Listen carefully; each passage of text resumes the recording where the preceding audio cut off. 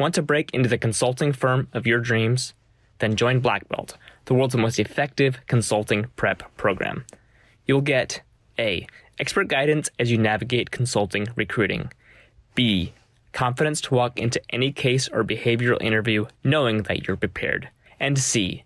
An 80% chance to land an offer in an industry where the average is 3%.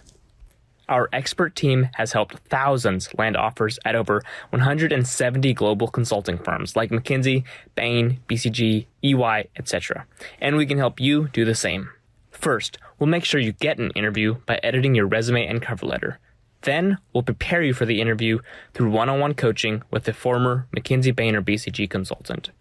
We'll work with you no matter your background, timeline, or situation.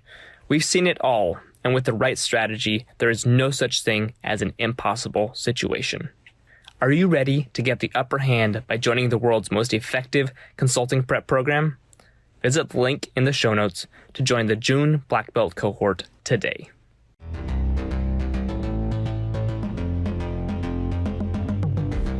Welcome to this episode of Strategy Simplified, where we continue our series on Intro to the Case Interview. In this series, we're talking through each of the 5 main pieces of the case one by one. This is number 2 in the series, where we're talking about the framework. We work with thousands of candidates per year in our intro workshops, and structure is what people are most scared of consistently. Can I make you see it differently? Let's jump in and see. The framework, the structure, whatever you call it, this part of the case is what scares candidates the most. And I think it doesn't deserve that. Let's break it down. Let's talk about what comes next after the opening sequence. What are we trying to achieve in this structure section? And how do we get started in thinking about what makes a good structure? So we've just talked through the opening sequence. That was our first installment in this series. You've made it through those strong first 60 to 90 seconds. You were structured, you were punchy. In a synthesized recap, you asked some good clarifying questions. Now, the majority of the time in a case interview, you're going to get an opportunity to structure the problem. Structuring is one of the main qualities that any consulting firm looks for in their prospective consultants. And I'll tell you here as a primer, even though this is the structure part of the case, you are expected and need to be structured from start to finish in this discussion. But here is where you really get to put your structuring prowess on display. In this portion of the discussion, your task is to think through what are all the key questions that you want answered as you go through this project.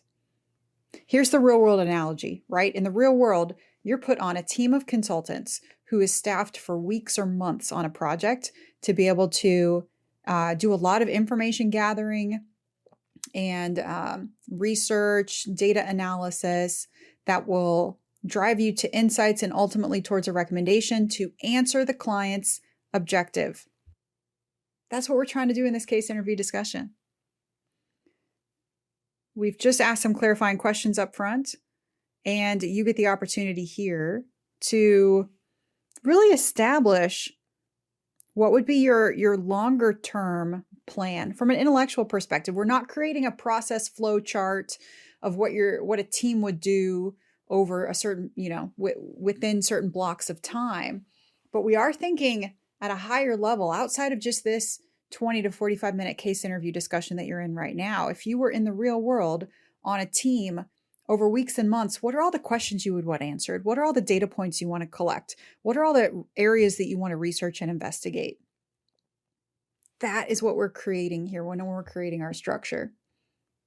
What are all the different data blocks of information that when analyzed and viewed together is going to create the right evidence base for you to be able to construct a clear, concise recommendation to your client that answers their objective, that answers the priorities that they have of why they hired you.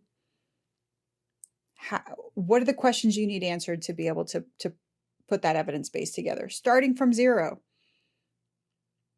That's what we're doing here. We're not solutioning. We're not ideating solutions. We're not creating a list of all the different things that you think could be possible. We are instead coming up with really a set of questions. We're putting on our thinking cap. We're being inquisitive and curious. In the real world, we have to go through this process at the beginning of every project, and we reevaluate and restructure the project as we go through any engagement. No, your project manager is not going to ask you to structure the entire project on day one, but you will likely own a part of the project, and you are going to be expected to be able to structure your own work, structure your work stream. This gives you an opportunity in the interview process to showcase that you can break down a hairy, complex, ambiguous problem into its component parts, that you can think through what are all the different things that I need to learn about and explore. What are the key questions I need answered? The good news here when we think about frameworks is that in the real world, consultants don't sell projects from scratch. Consultants don't really create their work plan from scratch. We customize common business thinking and core business frameworks to the exact client situation at hand.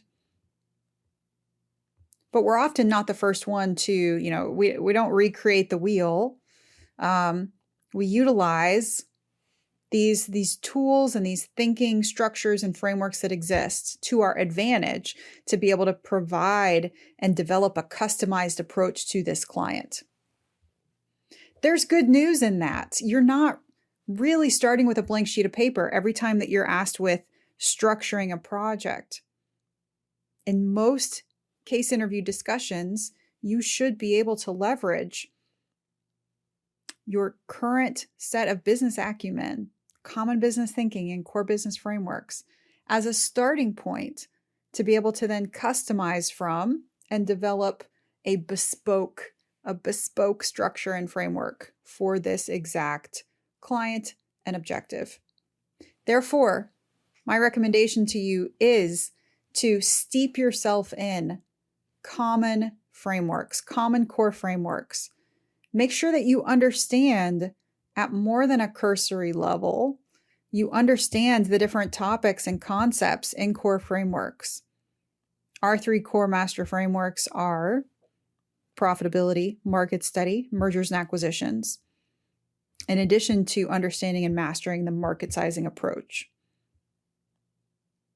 And these core frameworks, when you really sit with them, you not only need to memorize the words, I need to sit with the concepts. I need to really understand what are the different profit drivers that a business could come across.